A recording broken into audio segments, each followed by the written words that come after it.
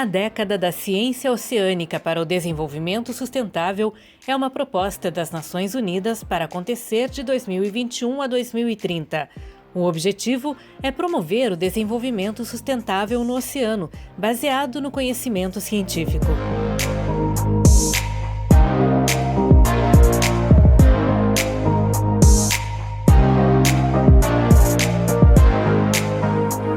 A Unesco é responsável por articular e organizar a década pelo mundo e estabeleceu um cronograma que contempla ciência, capacitação, mobilização de recursos e comunicação e engajamento.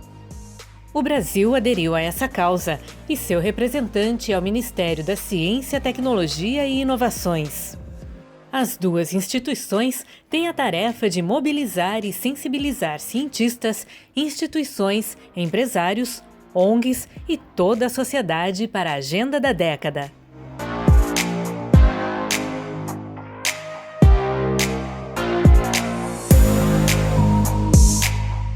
Queremos um oceano saudável e resiliente, que possa ser produtivo e explorado de maneira sustentável.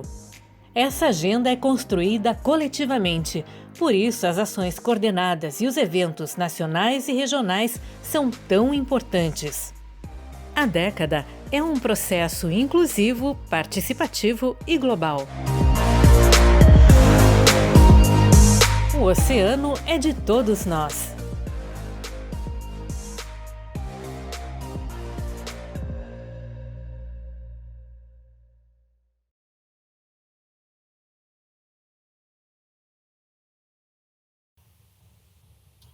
Olá, estamos no ar e no mar com mais uma edição do programa da Coalizão UFPR pela Década dos Oceanos, um espaço de divulgação científica pela sustentabilidade. Hoje nós trataremos de um tema que se relaciona diretamente com a década do oceano, a contaminação no mar e a influência sobre a fauna, a flora e os seres humanos. Um oceano limpo, saudável e resiliente, seguro e produtivo. São esses os desafios a serem alcançados pelo esforço coletivo ao longo da década da ciência oceânica para o desenvolvimento sustentável. E nós, da UFPR, já estamos engajados nesse desafio. Para abordar o tema, teremos hoje ondas de conhecimento, que serão potencializadas por mim, Camila Domit, pesquisadora e bióloga da UFPR, e pelos professores aqui convidados também da UFPR, professora doutora Rosana Rocha, coordenadora do Programa de Pós-Graduação em Ecologia e Conservação. Olá, seja bem-vinda, professora. Olá, Camila, a todos que estão assistindo. Muito contente de estar aqui, acho que vai ser uma conversa bastante interessante. Que assim seja, professora. E também o professor Dr. Ciro Alberto de Oliveira Ribeiro, do Departamento de Biologia Celular. Seja bem-vindo, professor Ciro. Obrigado, Camila. Olá a todos. Olá, Rosana. Realmente é uma oportunidade interessante da gente falar sobre algumas coisas bastante instigantes sobre a questão dos ambientes marinhos. Muito bom, professor. E para começar nossa conversa, nós já vamos dar início convidando você, professor Ciro, para nos esclarecer o que é um ambiente poluído. Existem várias maneiras da gente abordar essa questão, né? Da gente conceituar essa sua pergunta. Mas um ambiente poluído, ele vai desde por exemplo, uma rede de transmissão numa montanha, numa área bastante agradável, pode ser uma poluição visual, né? Mas também a gente pode ter uma poluição, um tipo de poluente, que são substâncias que a gente não enxerga, né? Diferentemente de uma rede de transmissão, você pode ter moléculas dissolvidas na água, no alimento, e são moléculas que podem estar poluindo aquele ambiente. E, consequentemente, são questões diferentes de você abordar. Então, essas moléculas bem pequenininhas que a gente encontra ali, elas podem trazer tanto malefício ou muito mais do que outras questões associadas com esse conceito.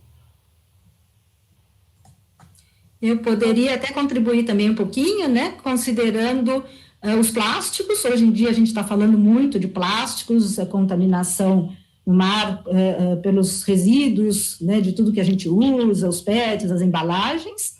E um outro aspecto que às vezes também a gente não se dá conta, que são as espécies que são introduzidas acidentalmente ou por interesse de cultivo, por exemplo, em outros ambientes, em outros mares. que também podem ser consideradas uma poluição biológica.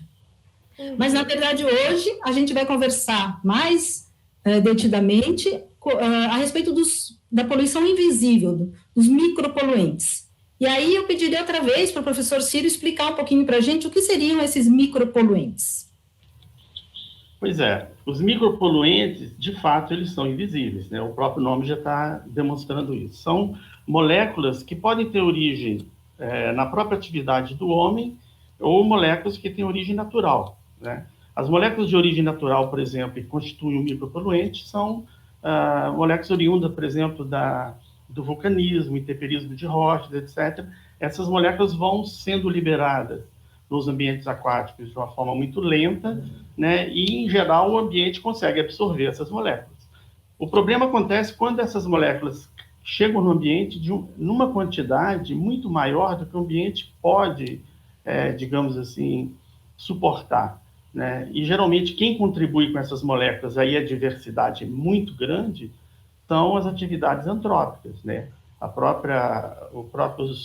Atividade urbana, atividade industrial, atividade agrícola, tudo isso é potencialmente capaz de contribuir com moléculas invisíveis, moléculas químicas, que, dependendo da situação, pode trazer um malefício muito grande para a biota, para o ser humano, etc. Acho esse um ponto super importante, professora Rosana e professor Ciro, falarmos desses poluentes que são invisíveis aos olhos, mas eles são sentidos em vários dos nossos órgãos, né? E não só a nós, seres humanos, mas também a fauna. Eu acho bem importante colocar para as pessoas, por exemplo, como um exemplo, né, os golfinhos, que nós temos acompanhado aqui no Complexo Historino de Paranaguá, aqui no nosso litoral do Paraná, que é tão reconhecido como uma área preservada, conservada, né? Tem aí a grande reserva da Mata Atlântica, é uma área que tem, inclusive, um título de Patrimônio da Humanidade pela Unesco, mas onde os golfinhos, que são os predadores de topo de cadeia que ocorrem nessa região, apresentam vários níveis de contaminação química em diferentes órgãos. Inclusive, já apresentam alguns tipos de doença que podem ter sido causados por esses poluentes, por esses contaminantes químicos. Então, não é porque nós não estamos os vendo que nós não estamos sentindo as consequências deles, né, professores, né, professor Ciro e professora Rosana.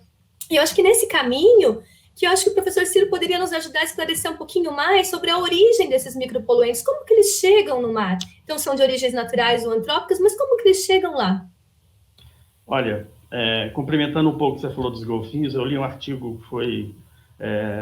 que foi publicado semana passada na Chemosphere, que é um artigo interessante que mostra os crocodilos de um parque na África que estão tendo um alto nível de mortalidade. Eles foram observar, eles estão com concentrações de DDT, que é um tipo de pesticida não mais utilizado, banido, né, no planeta todo, e esses indivíduos lá estão com concentrações altíssimas no músculo. Eles fazem uma biópsia da cauda do crocodilo e encontram uma grande quantidade desses micropoluentes. Então, a diversidade desses micropoluentes é muito grande, né? O homem contribui, na sua grande parte, para a presença dessas moléculas na água. E isso se deve à atividade antrópica. O que é a atividade antrópica? Qualquer atividade humana que possa ser exercida e que possa liberar resíduos. Então, você começa, desde o momento em que você tem os despejos nos mares, nos oceanos, ou mesmo nos corpos d'água continentais, de despejos urbanos, você tem ali uma mistura complexa, enorme, de todo tipo de substância. A começar, por exemplo, quando você acorda de manhã, você escova os dentes, já está eliminando alguma coisa estranha lá naqueles ambientes. Então, a origem urbana, hoje, pelo fato da cidade estar mais concentrada no litoral, nas costas dos países, você tem uma contribuição muito grande dos despejos urbanos, industriais e agrícola, né? Embora a agrícola não esteja no litoral, ela está no continente, mas os corpos d'água, rios, vão carrear para o mar, né? Então, vai levar essas substâncias para lá. De fato, o que acontece é isso. Você tem contribuição antrópica em escala muito maior do que a contribuição natural. Acho super importante esse ponto que você colocou, professor Ciro, das fontes, porque elas demonstram que o problema não está só na zona costeira, né? O problema vem de longas distâncias. E a professora Rosana chegou, inclusive, a comentar sobre um projeto, quando nós estávamos preparando aqui essa nossa live, um projeto bastante interessante que tenta trazer essa sensibilidade, né, das pessoas que vivem longe do mar com relação às suas atitudes e como isso influencia em termos de poluição, de contaminação nos nossos oceanos, não é, professora Rosana? Isso mesmo, Camila. Eu conheci, na verdade, pelas mídias sociais. Conheci um projeto que chama-se O Mar Começa Aqui. E o que é o aqui? Aqui são os bueiros das cidades. Então, não importa se a sua cidade é uma cidade costeira, a sua cidade é lá longe, né, da costa, mas se você, tudo que vai no bueiro, pode acabar indo no rio também. Se o local não tiver um sistema de saneamento adequado, vai do rio até o mar, né? E o projeto é desenvolvido com escolas, é um projeto baseado em Portugal, e ele é desenvolvido com escolas, então é bastante interessante porque a gente já está conscientizando desde as crianças, né, mostrando que as coisas não simplesmente desaparecem num buraco negro, né, elas vão para algum lugar, a Terra é única, ela é um sistema só, né, e a ideia do projeto é bastante criativa. O que eles pedem para as crianças pensarem em desenhos, em esquemas que remetam a ideias de mar, peixes, cavalo marinho, polvo, e elas preparam desenhos e pinturas para ornear aquele bueiro. E o bueiro, então, fica pintado, fica bem bonito, com um tema marinho e com a frase, o mar começa aqui. É um jeito de você conscientizar e lembrar que uma pessoa que, de repente, está jogando ali, né, um papelzinho, está jogando um resto de refrigerante, alguma coisa assim, se lembrar, opa, aqui talvez não, né? Será que não é melhor eu jogar esse resíduo num lugar mais adequado? Eu achei um projeto, assim, muito legal, que é fácil da gente replicar em vários lugares e que mostra também essa conexão entre qualquer região que você esteja no mundo e o ambiente marinho, né? E os oceanos. Muito bom, professora Rosana. Esse é um grande projeto mesmo, quem sabe, e simples, né? Quem sabe a gente consiga já estimular a Universidade Federal do Paraná para, de alguma forma, começar essas atividades nos seus campos, né? Nos seus campos, nos campos avançados aí, que estão espalhados em diversas regiões longe do mar, né? Acho que seria uma ótima alternativa, uma boa iniciativa para essa coalizão. Mas, até pensando nessas questões de exemplos, né, de ação local, do efeito global, o professor Ciro falou DDT, né, na fala dele, a preocupação com DDT lá nos crocodilos. A gente sabe que também há DDT nos golfinhos aqui do Paraná, e esse DDT ele está recentemente incluído no ambiente, recentemente administrado e absorvido por esses animais. Mas o que é o DDT, né? O DDT é um composto químico que também já foi utilizado, inclusive, para combater insetos, né, para combater pragas, né? E eu acho que o professor Ciro podia trazer um pouquinho para a gente quem são esses micropoluentes, porque a gente já sabe a origem antrópica e natural, mas será que eles é tudo a mesma coisa?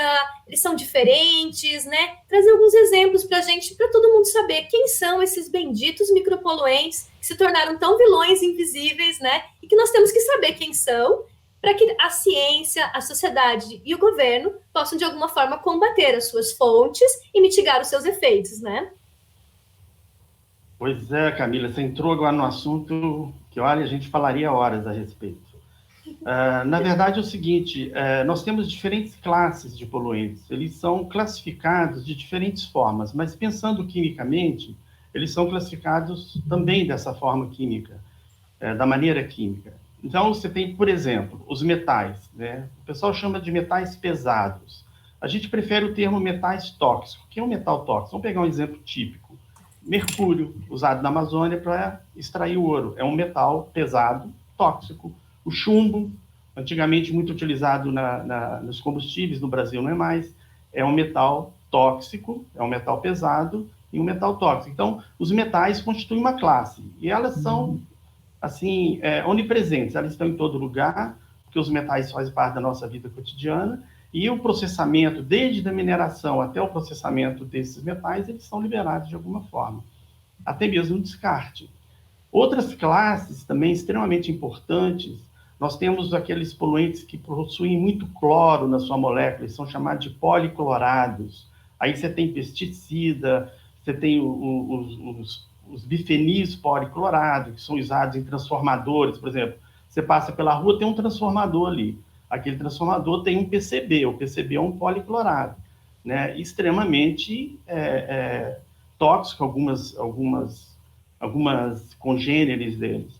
O que é interessante, antes de a gente falar, sobretudo, dessa classificação, é importante a gente chamar a atenção para uma classificação especial que abrange vários, que são os POPs, são os poluentes orgânico-persistentes.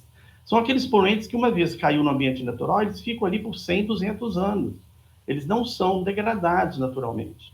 E hoje você não tem tecnologia para removê-los, inclusive, da água que nós tomamos. Então, assim, existe uma questão muito importante por trás disso aí. E esses POPs, você tem, dentro dos POPs, dos poluentes orgânicos persistentes, você tem os policlorados, que são pesticidas, são os PCBs. Você tem os polibromados, que são moléculas que são adicionadas em equipamentos eletrônicos para não entrar em combustão. Então, nós estamos expostos a esses polibromados cotidianamente. Eles estão na sua roupa, né, para impedir a flamabilidade desses utensílios, etc. E, finalmente, você tem uma classe muito importante também, que são aqueles derivados do petróleo. Então, os hidrocarbonetos, os policíclicos aromáticos. Quando há um derrame de óleo, como teve lá na costa do Nordeste recentemente, várias dessas moléculas são hidrossolúveis, e elas vão atingir a biota, o próprio homem, etc. Né? E a combustão da matéria orgânica, do carvão, ou do óleo, da gasolina, da querosene, vai liberar também esses compostos.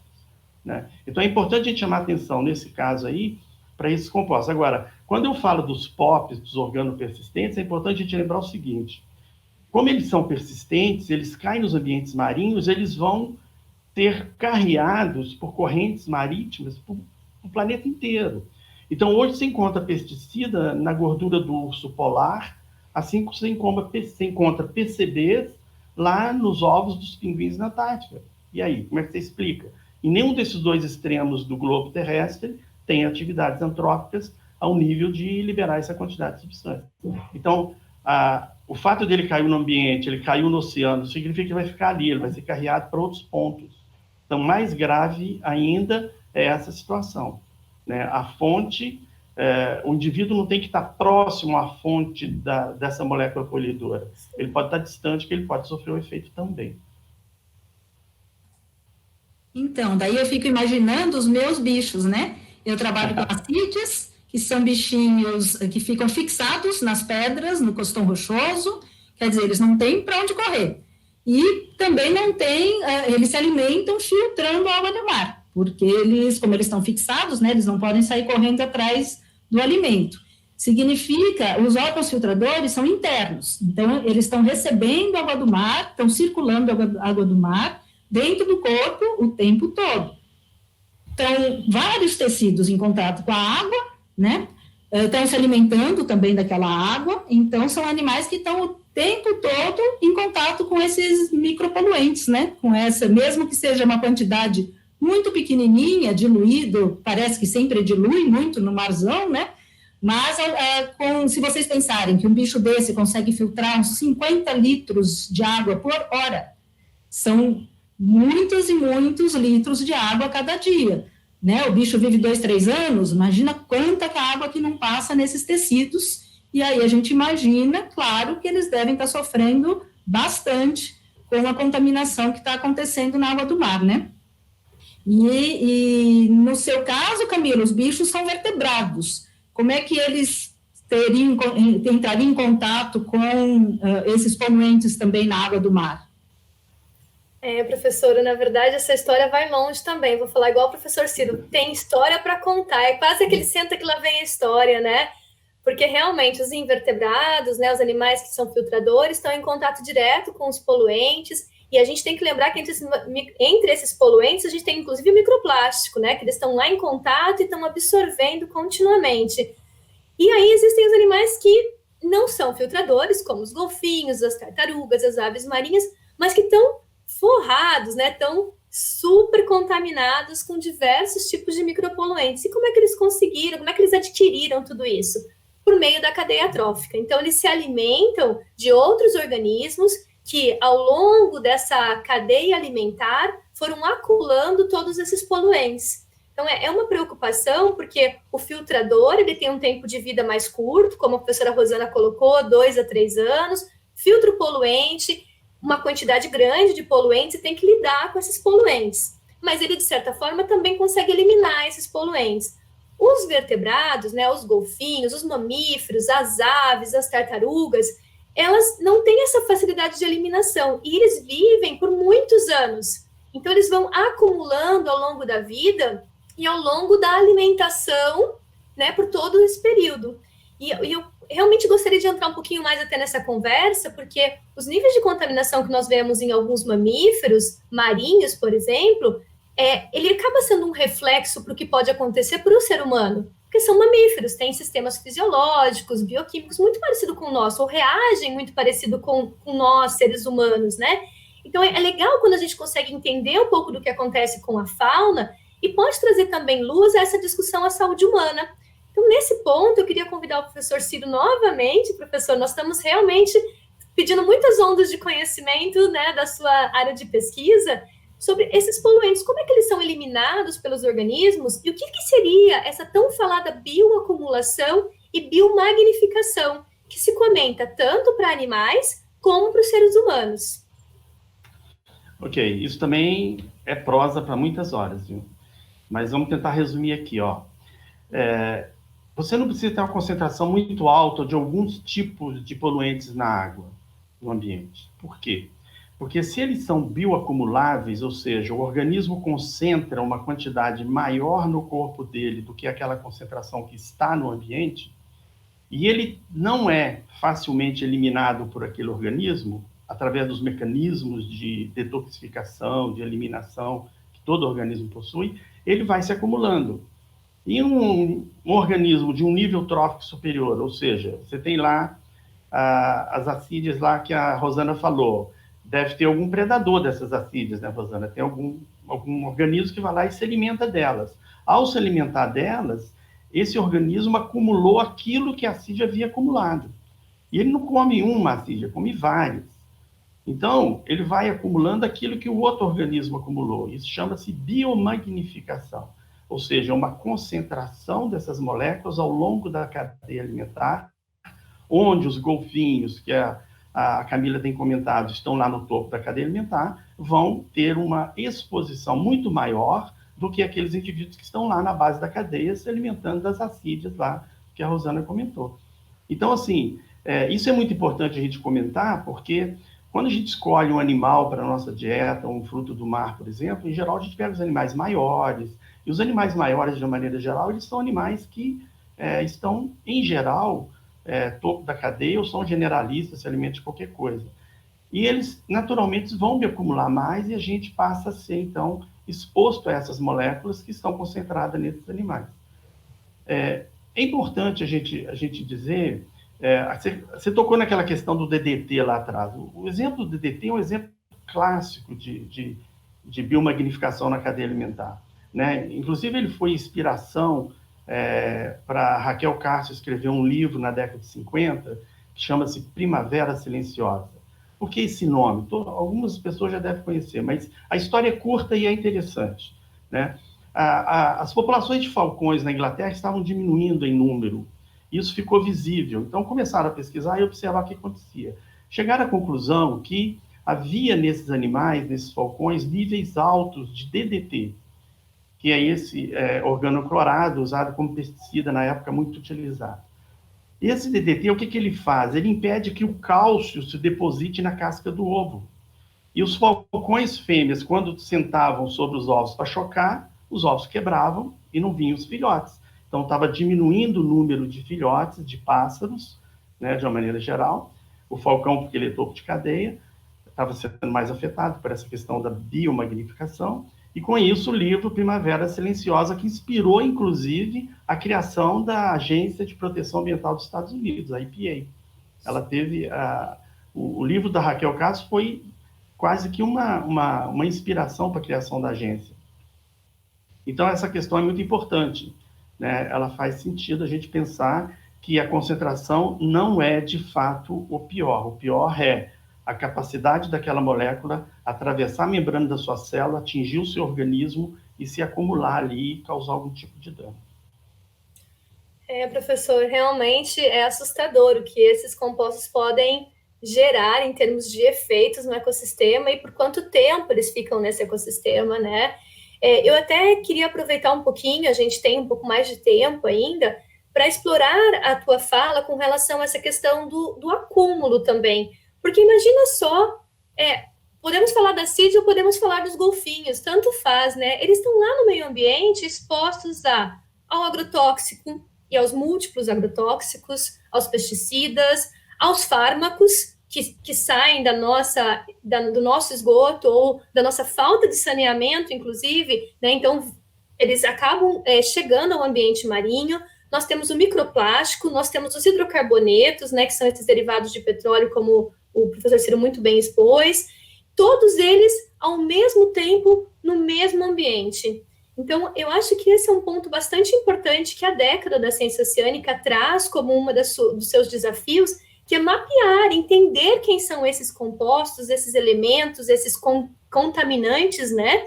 E de que maneira eles estão atuando na biodiversidade e na saúde humana, mas também entendermos e buscarmos tecnologia para sanar tanto a sua fonte ou ao menos conseguir mitigar os seus impactos, né, professor Ciro? Como é que você vê esse desafio? Esse desafio de enxergar esse conjunto de compostos, né? Pelos estudos que você tem feito com bioindicadores, com biomarcadores, inclusive, né? O que você podia trazer para a gente um pouco nesse contexto de múltiplos compostos? Esse é um tema extremamente importante porque, como você bem colocou, Camila, não há 1 ou 2 ou 3 substâncias às quais você está exposto, ou a biota está exposta. Você está exposto a uma mistura que a gente chama de mistura complexa, que envolve todas essas moléculas que eu citei, juntas, tudo ao mesmo tempo agora, não tem o que fazer. Então, o que vai acontecer? Algumas moléculas que têm facilidade de entrar, de vencer a barreira biológica e chegar na célula, ela vai naturalmente fazer com que, estimular a célula a responder à presença dessa molécula lá, dentro da célula, fazendo com que os mecanismos de proteção da célula sejam acionados. Alguns mecanismos são capazes de imobilizar algumas moléculas dessas, como o caso dos metais, e outros mecanismos são necessários para transformar essas moléculas, bioativar essas moléculas, fazendo com que elas sejam, num primeiro momento, quebradas, quimicamente falando, enzimaticamente falando. E uma vez que essas moléculas são quebradas, nós temos moléculas que são metabólitos dessa molécula que chegou lá primeiro. O que acontece é que muitas desses metabólitos são mais tóxicos do que a molécula de origem. Então, aí você tem um outro problema, além da mistura, você tem moléculas que são transformadas dentro da célula e tornam-se mais tóxicas. Como resolver isso? Não tem o que resolver, né? Uma vez que essa molécula chegou lá dentro da célula, o mecanismo que for acionado vai ser para a manutenção da estabilidade da homeostasia daquela célula, né? Se esse mecanismo não for suficiente, a célula sofre com isso, o organismo sofre com isso, e aí advém as doenças, advém, né, os danos imediatos, mais voltados para exposições mais agudas. Agora, se você tem uma molécula que está ali em concentrações muito baixas, e você vai adquirindo essas moléculas aos poucos, ao longo da sua vida, né, ela vai se acumulando e vai chegar num momento em que ela vai causar algum tipo de efeito. É um efeito que vai aparecer depois, ao longo do tempo. A gente chama de exposição crônica, né, a essas moléculas. E, já que é para a gente se assustar um pouquinho, né, uma série dessas moléculas extremamente danosas, que podem ser cancerígenas, que podem interferir com o tratamento médico, pode ser envolver o sistema imunológico, o sistema nervoso, vários aspectos fisiológicos podem sofrer alteração dessas moléculas. O que a gente observa é que essas moléculas, muitas vezes, elas estão já presentes no cordão umbilical, ou seja, elas atravessam a barreira placentária, sai do sangue da mãe, vai para o sangue do feto. Depois que o indivíduo nasce, ele continua exposto, porque essas moléculas estão também no leite materno, e depois no alimento e na água ao longo da sua vida. Então, são moléculas que a gente está exposto ao longo de toda a nossa vida, todo o nosso ciclo de vida. Então, há uma urgência em resolver essa questão. Nós temos que parar de lançar essas moléculas, nós temos que ter metodologias mais eficientes de barrar a entrada dessas moléculas nos ambientes naturais.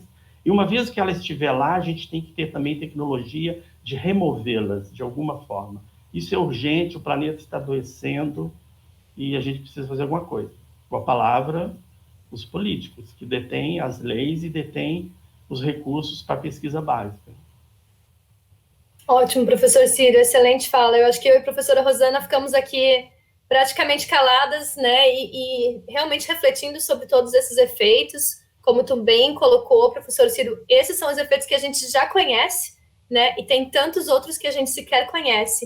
Exatamente. E até nesse sentido, assim, uma preocupação que eu acho que todos nós temos vivenciado, a sociedade toda tem vivenciado, é essa chegada de cada dia mais e novas substâncias, tanto na indústria química, farmacêutica, defensivos agrícolas, né? São substâncias inventadas, substâncias encontradas e amplamente divulgadas e utilizadas sem que nós sequer conheçamos a sua fórmula, né? O seu potencial de dispersão, o seu potencial de efeito na saúde e na verdade, na dinâmica do próprio ecossistema, né? Então, realmente é bastante preocupante. Mas antes da gente voltar com o professor Ciro, com essas questões mais técnicas, né, do conhecimento científico da contaminação química, eu queria perguntar para a professora Rosana, com toda a experiência que ela tem, com toda a vivência, não só como pesquisadora, né, como professora da Universidade Federal do Paraná, mas também como cidadã, assim, uma cidadã preocupada, responsável, né, professora Rosana, com essa questão da contaminação do nosso ambiente. Como é que você... Quais são as atitudes que você já consegue identificar, professora Rosana, que nós precisamos fortalecer, precisamos buscar para atingir né, para contemplar esses desafios que a década nos traz com relação à contaminação?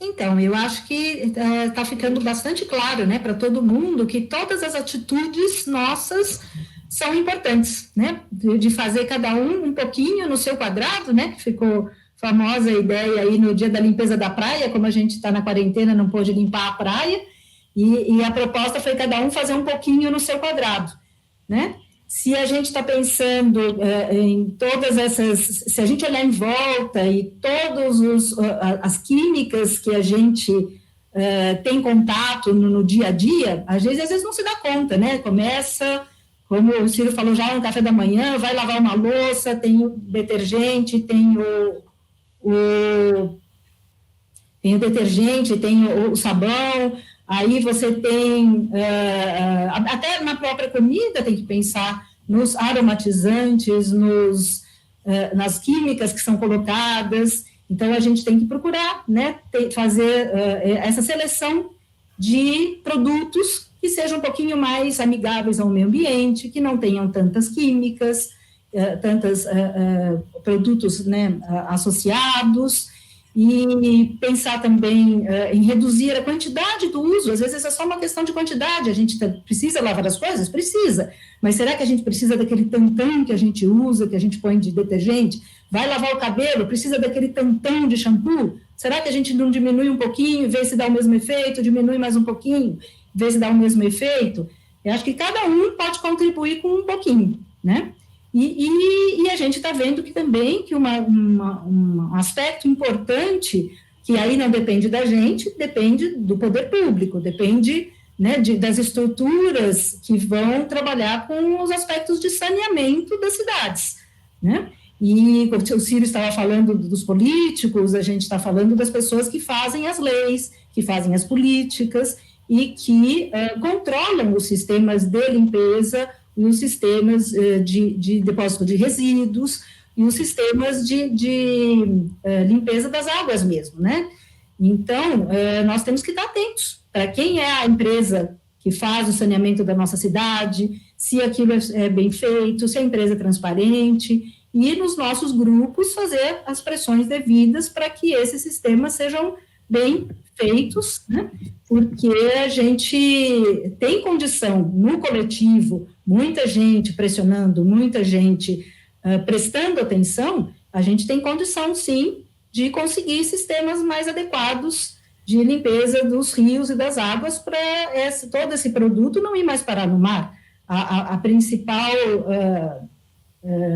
forma de atuação é a prevenção, em várias e várias atitudes aí da nossa vida, né? A gente sabe que prevenir é sempre muito melhor que remediar. Então, quando temos muito lixo no mar, a gente até faz o dia da limpeza do lixo, até limpa um pouco, mas como é que a gente limpa moléculas? Como é que a gente limpa o lixo invisível, o microlixo?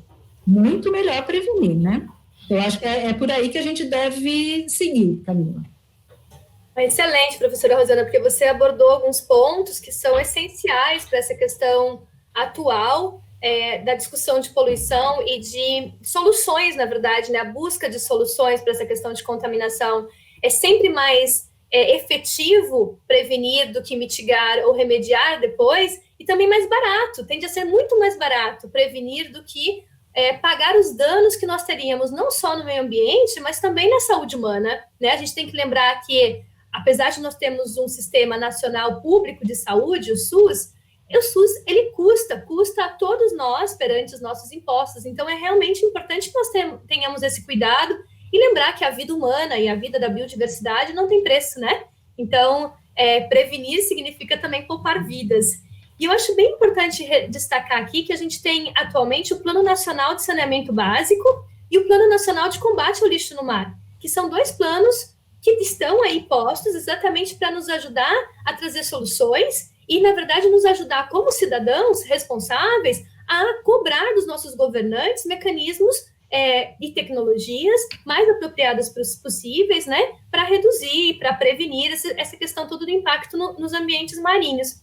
E até nesse sentido, assim, eu acho que a professora Rosana trouxe ótimas atitudes para nós como sociedade, né, e claro, também como pesquisadores, mas eu queria pedir para o professor Ciro trazer um pouco dessa visão de pesquisas futuras. Como é a década da ciência oceânica, em termos de ciência, onde a gente pode e deve investir com prioridade nesses próximos anos para conseguir realmente alcançar esses desafios, professor? Olha, eu destacaria, num primeiro momento, a preocupação com a compreensão que a gente tem que ter sobre o risco em potencial de exposição à mistura de componentes de substâncias. Então, esse é o primeiro desafio da área de toxicologia ambiental, a gente compreender qual é o papel das misturas. É muito difícil a gente trabalhar com misturas, mesmo experimentalmente.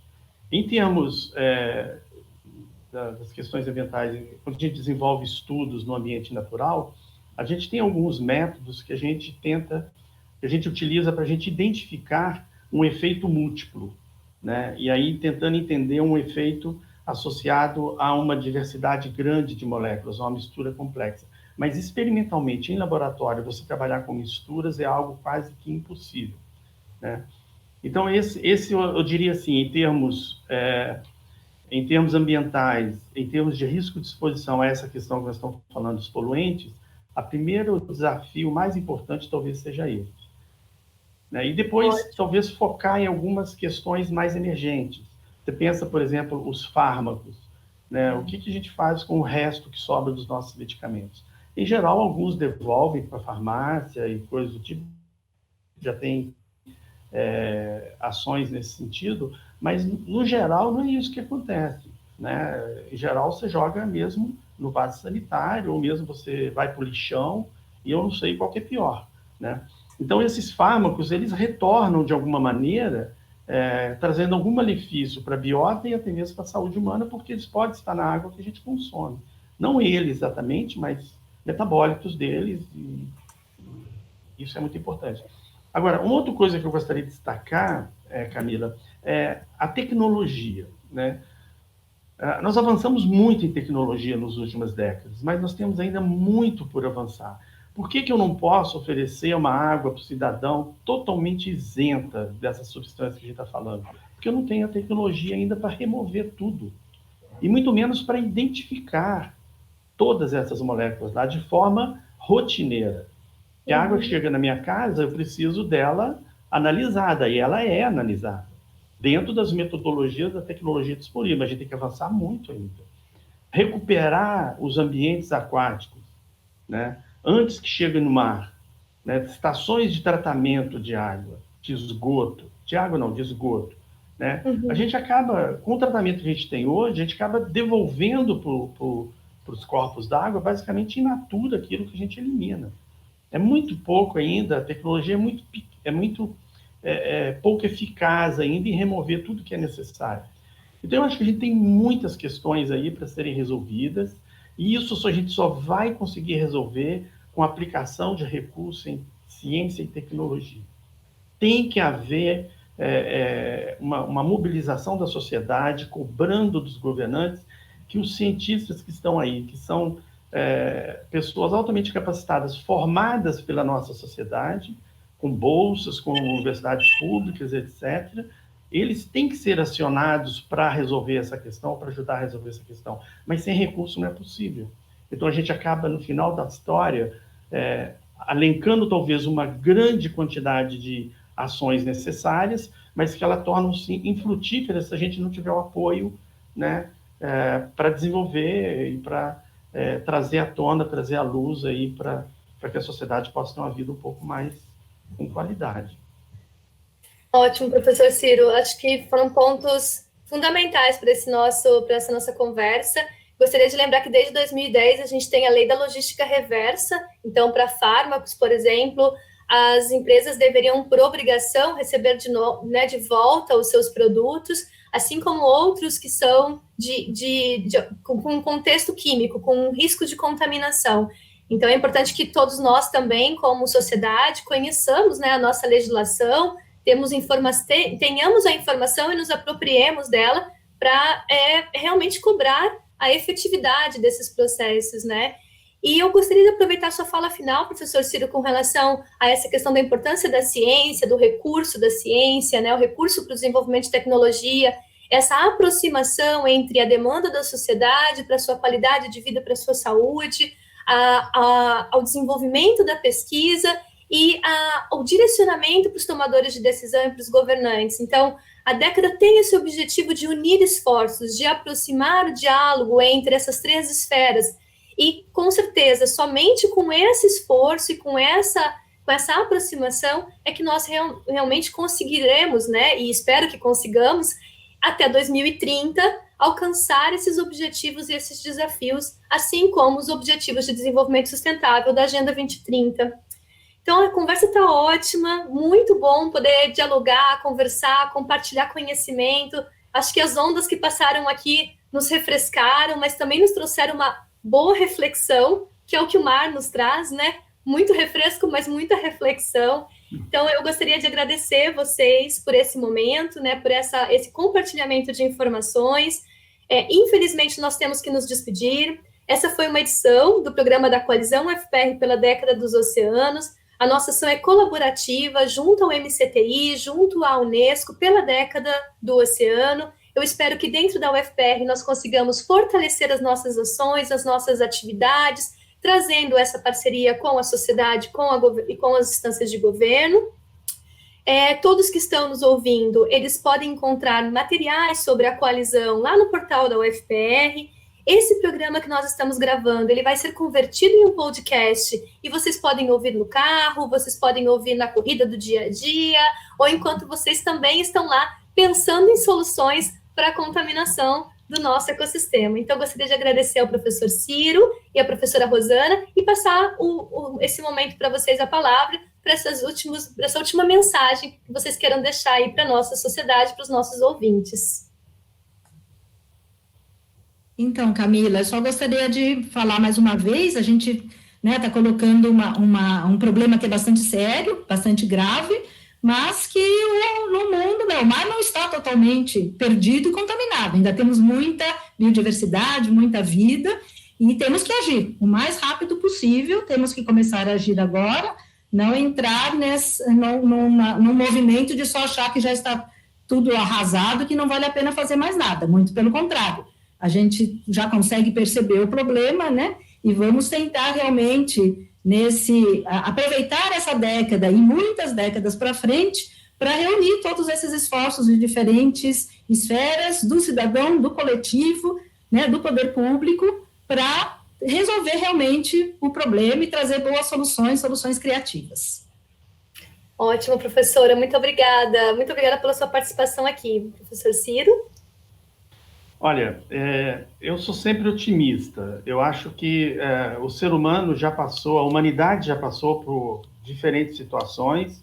O processo evolutivo não é uma coisa simples, né? Surgiu lá uma célula, nós chegamos aqui a organismos multicelulares pensantes. Então, eu acho que o ser humano tem condições. O que a gente precisa é de políticas adequadas, o que a gente precisa é que a sociedade saiba dos seus direitos, saiba de quem cobrar de fato as soluções, né? E eu penso que nós vamos encontrar a tecnologia adequada porque é uma questão de sobrevivência. Se nós não obtivermos soluções para isso, nós estamos fadados à extinção. E extinção dos organismos vivos é coisa que existe na história da humanidade, não só na história da humanidade, não, na história da evolução dos organismos vivos, né? A extinção faz parte das espécies. E nós temos que vencer esse desafio, porque senão nós estamos fadados à extinção. E eu não estou sendo aqui, e olha que eu estou sendo otimista, porque eu acho que a gente pode, de fato, encontrar uma solução, mas tem que ter empenho. Eu acho que o papel da sociedade é muito importante. Ela tem que conhecer os seus direitos e cobrar das pessoas devidas soluções. Obrigado, Excelente. Camila, pelo convite. Obrigado, Rosana, pela participação também, né? Foi uma satisfação muito grande. São pessoas muito queridas aqui da universidade, que a gente conhece. E obrigado pela oportunidade. Um abraço a todos e a todas. Agradeço muito, professor Ciro. Seu conhecimento da professora Rosana, compartilhado com as pessoas, é parte dessa idealização da coalizão UFPR pela década da ciência oceânica. Fico muito feliz de compartilhar esse momento aqui com vocês e tenho certeza que compartilharemos muitos conhecimentos nos próximos anos. Então, que sejamos seres pensantes, empáticos, coletivos e criativos para vencer os desafios dessa década da ciência oceânica, que nos traz a obrigação e a responsabilidade para com essa e para com as próximas gerações, né? Então, e para com a nossa espécie e com as demais espécies com quem dividimos esse planeta. Então, seguimos firme e forte nessa coalizão, né? E integrando a ciência, que é a nossa principal ferramenta hoje de ação por esse planeta melhor e de qualidade para todos. Muito obrigada a todos vocês.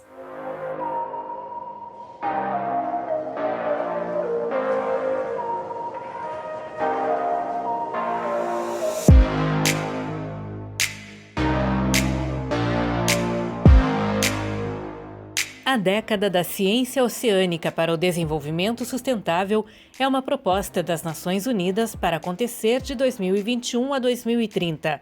O objetivo é promover o desenvolvimento sustentável no oceano, baseado no conhecimento científico.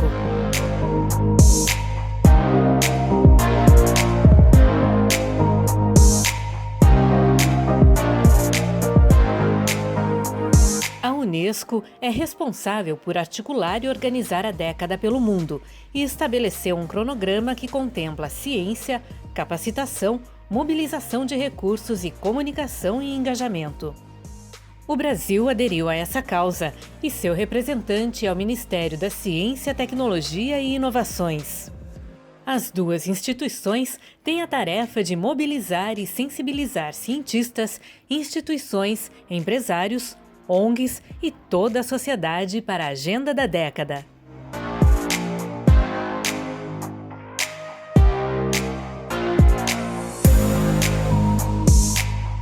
Queremos um oceano saudável e resiliente, que possa ser produtivo e explorado de maneira sustentável. Essa agenda é construída coletivamente, por isso as ações coordenadas e os eventos nacionais e regionais são tão importantes. A década é um processo inclusivo, participativo e global. O oceano é de todos nós.